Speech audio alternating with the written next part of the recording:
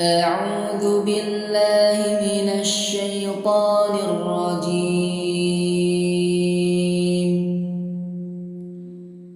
بسم الله الرحمن الرحيم.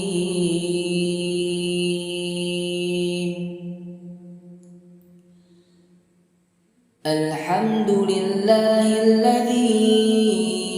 أنزل على عبده الكتاب ولم يجعل له عوجا قيما لينذر بأسا شديدا من لدنه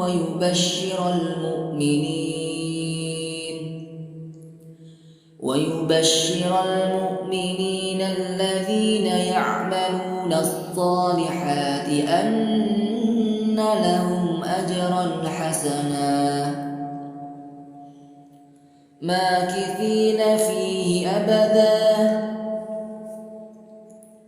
وينذر الذين قالوا اتخذ الله ولدا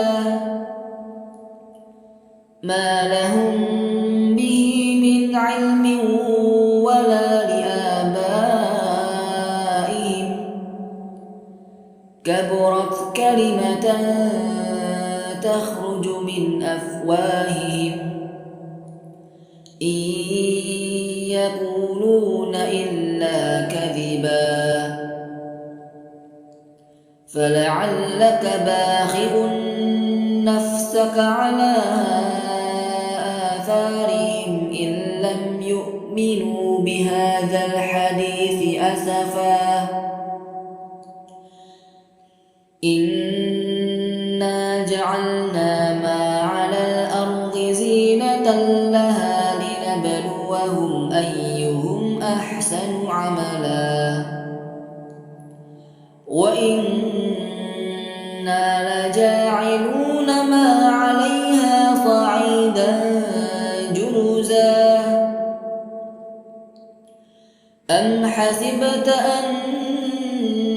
أصحاب الكهف والرقيم كانوا من آياتنا عجبا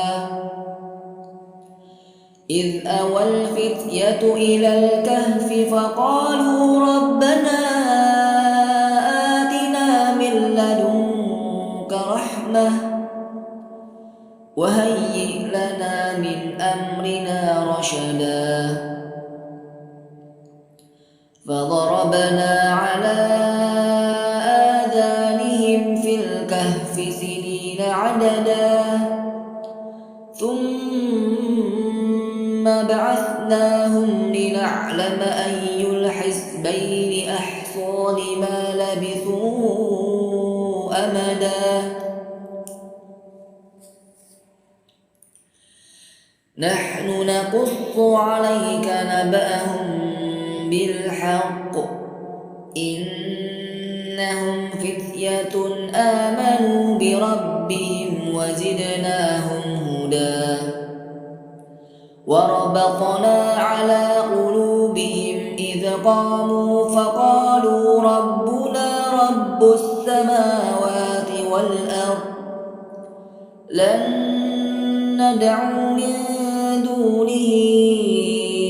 إلها لقد قلنا إذا شططا هؤلاء قوم اتخذوا من دونه آلهة لولا يأتون عليهم بسلطان بين فمن أظلم ممن افترى على الله كذبا وإذ اعتزلتموهم وما يعبدون إلا الله فأووا إلى الكهف ينشر لكم ربكم من رحمته ويهيئ لكم من أمركم مرفقا وترى الشمس إذا طلعت تزاور عن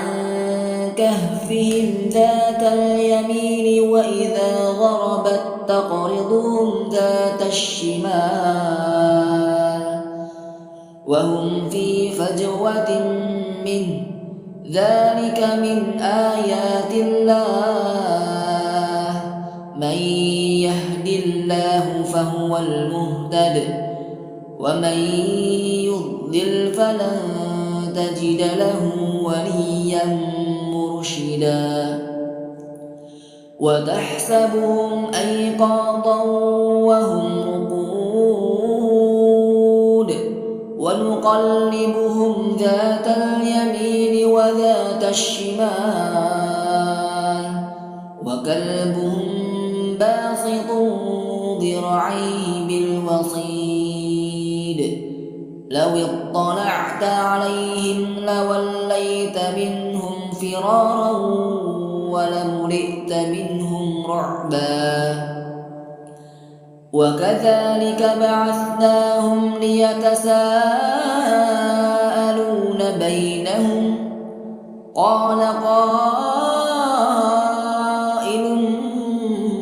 منهم كم لبثتم قالوا لبثنا يوما أو بعض يوم قالوا ربكم أعلم بما لبثتم فابعثوا أحدكم بورقكم هذه إلى المدينة فلينظر أيها أزكى طعاما فليأتكم برزق منه وليتلطف ولا يشعرن بكم أحدا إنهم إن يظهروا عليكم يرجموكم أو يعيدوكم في ملتهم ولن تفلحوا إذا أبدا وكذلك أعثرنا عليهم ليعلموا أن وعد الله حق وأن الساعة لا ريب فيها إذ يتنازعون بينهم أمرهم فقالوا بنوا عليهم بنيانا ربهم أعلم بهم قال الذين غلبوا على أمرهم لنتخذن عليهم مسجدا سيقولون ثلاثة رابعهم كلبهم ويقولون خمسة سادسهم كلبهم رجما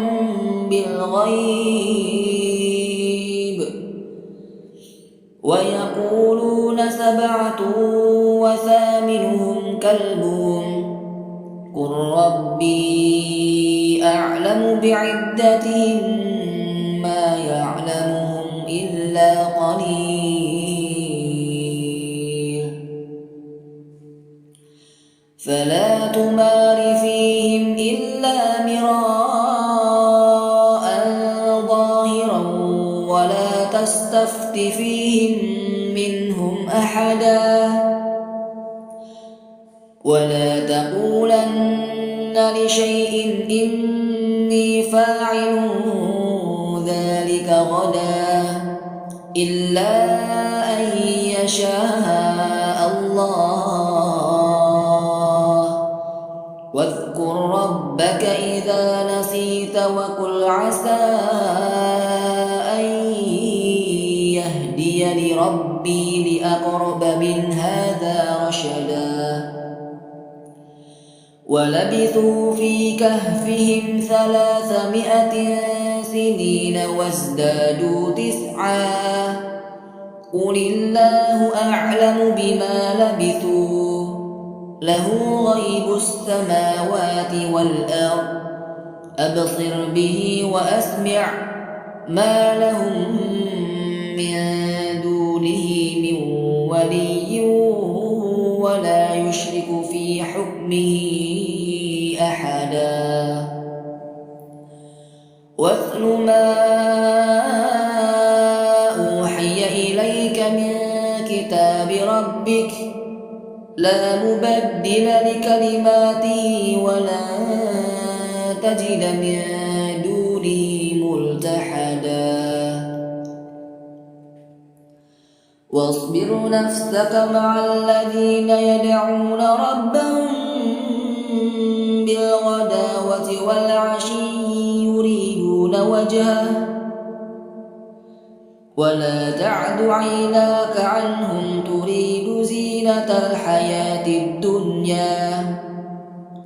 ولا تطع من أغفلنا قلبه عن ذكرنا واتبع هواه وكان أمره فرطا وقل الحق من ربكم فمن شاء فليؤمن ومن شاء فليكفر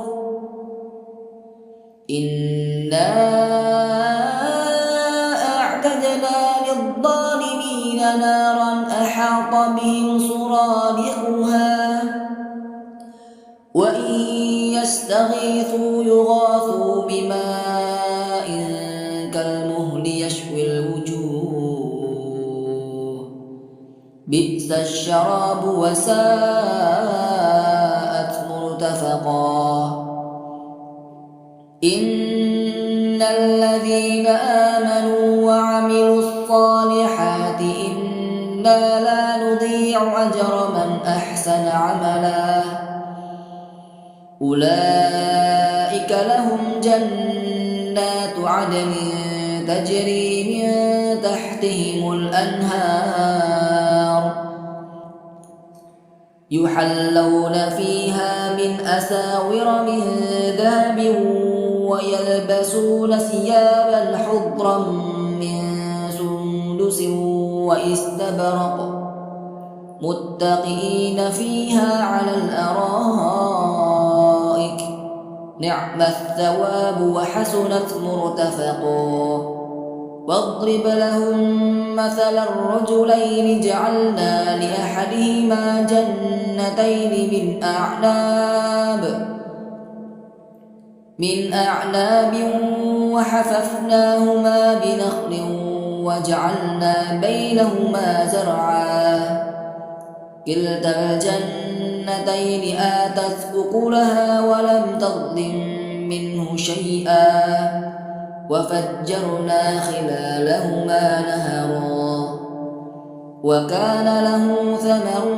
فقال لصاحبه وهو يحاوره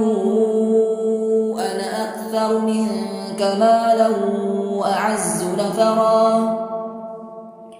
ودخل جنته وهو ظالم لنفسه قال ما أظن أن تبيد هذه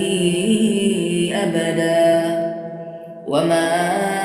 أظن الساعة قائمة ولئن رددت إلى ربي لأجدن خيرا منها منقلبا قال له صاحبه وهو يحاوره أكفرت بالذي خلقك من تراب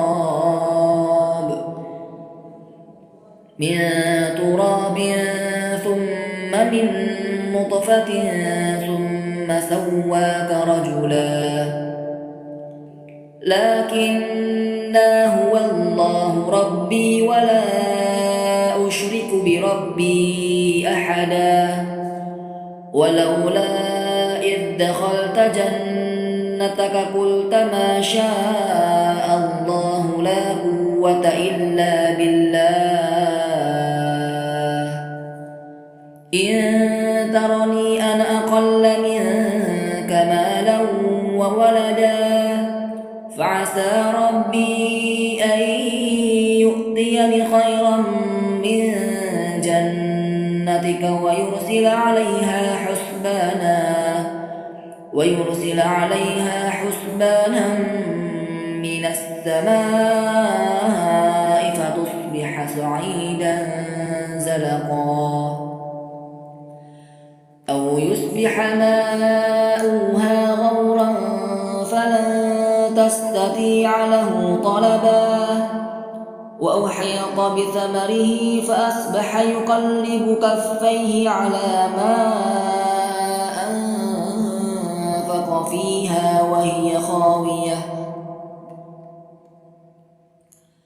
وهي خاوية على عروشها ويقول يا ليتني لم أشرك بربي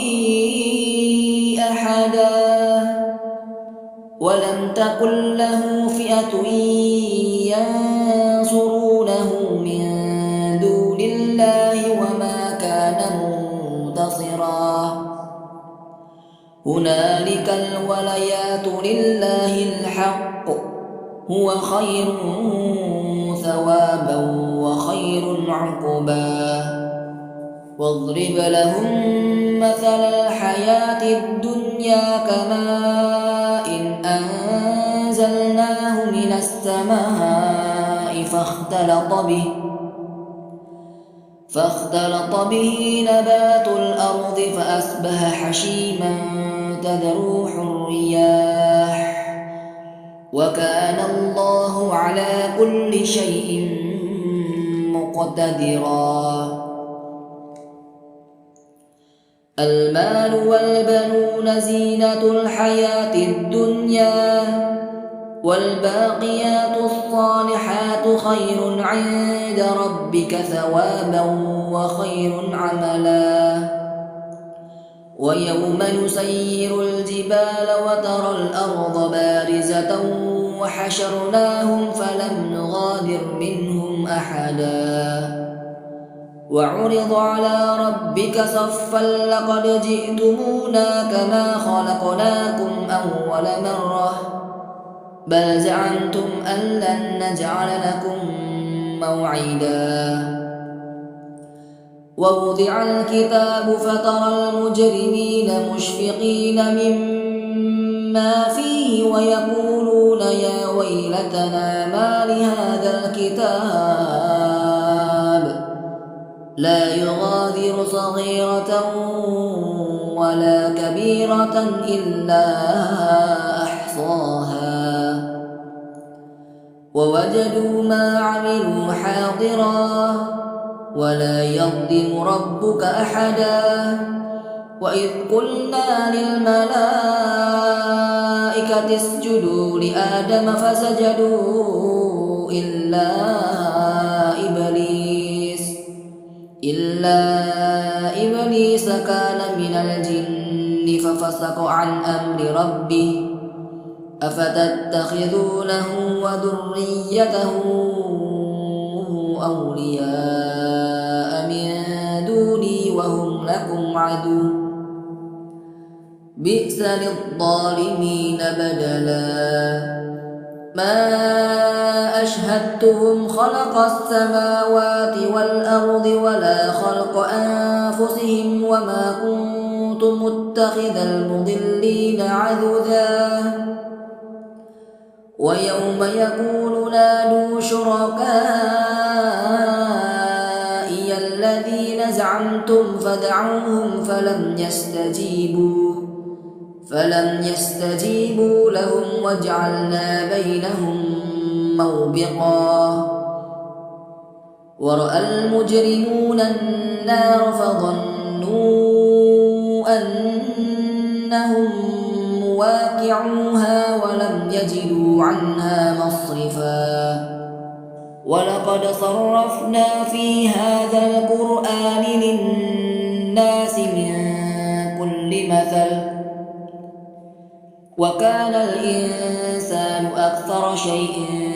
جدلا وما منع الناس أن يؤمنوا إذ جاءهم الهدى ويستغفروا ربهم إلا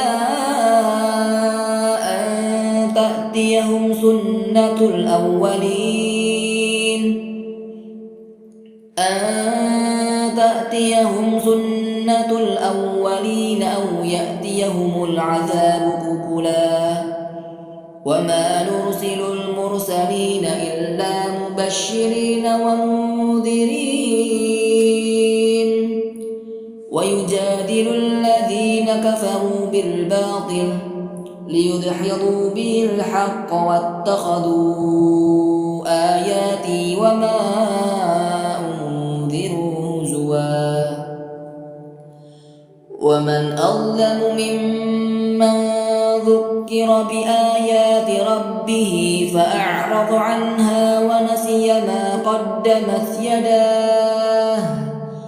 إنا جعلنا على قلوبهم أكنة أن يفقهوه وفي آذانهم وقرا وإن تدعهم إلى الهدى فلن يهتدوا إذا أبدا وربك الغفور ذو الرحمة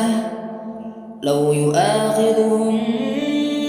بما كسبوا لعجل لهم العذاب بل لهم موعد لن يجدوا من دونه موئلا وتلك القرى أهلكناهم لما ظلموا وجعلنا لمهلكهم موعدا وإذ قال موسى لفتاه لا أبرح حتى أبلغ مجمع البحرين أو أمضي حقبا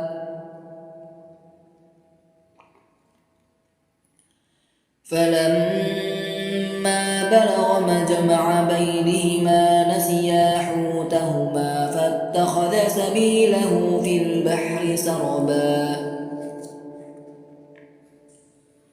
فلما جوازا قال لفتاه آتنا غداءنا لقد لقينا من سفرنا هذا نصبا قال أرأيت إذ أوينا إلى الصخرة فإني نسيت الحوت وما أنسانيه إلا الشيطان أن أذكره واتخذ سبيله في البحر عجبا قال ذلك ما كنا نبغي فارتد على آثارهما قصصا فوجد عبدا من عبادنا آتيناه رحمة من عندنا وعلمناه من لدنا علما قال له موسى هل أتبعك على أن تعلمني مما علمت رشدا قال إنك لن تستطيع معي صبرا وكيف تصبر على ما لم تحط به خبرا قال ستجدني إن شاء الله صابرا قال ستجدني إن شاء الله صابرا ولا أعصي لك أمرا قال فإن اتبعتني فلا تسألني عن شيء حتى أحدث لك منه ذكرا فانطلقا حتى إذا ركبا في السفينة خرقها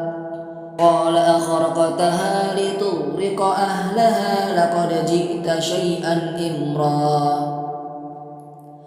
قال ألم أقل إنك لن تستطيع معي صبرا قال لا تؤاخذني بما نسيت ولا ترهقني من أمري عسرا فانطلقا حتى إذا لقيا غلاما فقتله قال أقتلت نفسا زكية بغير نفس لقد جئت شيئا نكرا قال ألم أقل لك إنك لن تستطيع معي صبرا قال إن سألتك عن شيء بعدها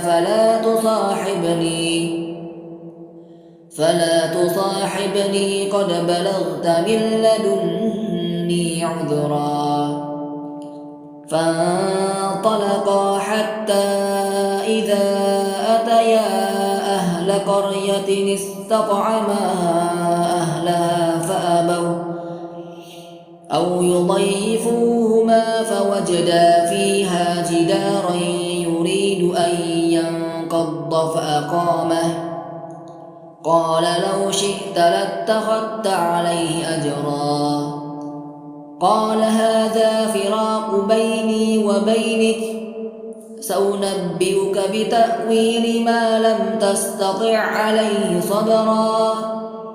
أما السفينة فكانت لمساكين يعملون في البحر فأردت أن أعيبها وكان وراءهم ملك يأخذ كل سفينة غصبا وأما الغلام فكان أبواه مؤمنين فخشينا أن يرهقهما طغيانا وكفرا فأردنا أن يبدلهما ربهما خيرا منه زكاة وأقرب رحما وأما الجدار فكان لغلامين يتيمين في المدينة وكان تحته كنز لهما وكان أبوهما صالحا فأراد ربك أن يبلغا أشدهما ويستخرج كنزهما رحمة من ربك وما فعلته عن أمر ذلك تأويل ما لم تستطع عليه صبرا ويسألونك عن ذي القرنين قل سأتلو عليكم منه ذكرا إنا مكنا له في الأرض وآتيناه من كل شيء سببا فاتبع سببا حتى إذا بلغ مغرب الشمس وجدها تغرب في عين حمئة ووجد عندها قوما قلنا يا ذا القرنين إما أن تعذب وإما أن تتخذ فيهم حسنا قال أما من ظلم فسوف نعذبه ثم يرد إلى ربه فيعذبه عذابا نكرا وأما من آمن وعمل صالحا فله جزاء الحسنى وسنقول له من أمرنا يسرا ثم أتبع سببا حتى إذا بلغ مطلع الشمس وجدها تطلع على قوم لم نجعل لهم من دونها سترا كذلك وقد أحطنا بما لديه خبرا ثم أتبع سببا حتى إذا بلغ بين السدين وجد من دونهما قوما لا يكادون يفقهون قولا قالوا يا ذا القرنين إن يأجوج ومأجوج مفسدون في الأرض فهل نجعل لك خرجا على أن تجعل بيننا وبينهم سدا قال ما مكني فيه ربي خير فأعينوني بقوة أجعل بينكم وبينهم ردما آتوني زبر الحديد حتى إذا ساوى بين الصدفين قال انفخوا حتى إذا جعله نارا قال آتوني أفرغ عليه قطرا فما استطاعوا أن يظهروه وما استطاعوا له نقبا قال هذا رحمة من ربي فإذا جاء وعد ربي جعله دكا وكان وعد ربي حقا وتركنا بعضهم يومئذ يموج في بعض ونفخ في الصور فجمعناهم جمعا وعرضنا جهنم يومئذ للكافرين عرضا الذين كانت أعينهم في غطاء عن ذكري وكانوا لا يستطيعون سمعا أفحسب الذين كفروا أن يتخذوا عبادي من دوني أولياء إنا أعتدنا جهنم للكافرين نزلا قل هل ننبئكم بالأخسرين أعمالا الذين ضل سعيهم في الحياة الدنيا وهم يحسبون أنهم يحسنون صنعا أولئك الذين كفروا بآيات ربهم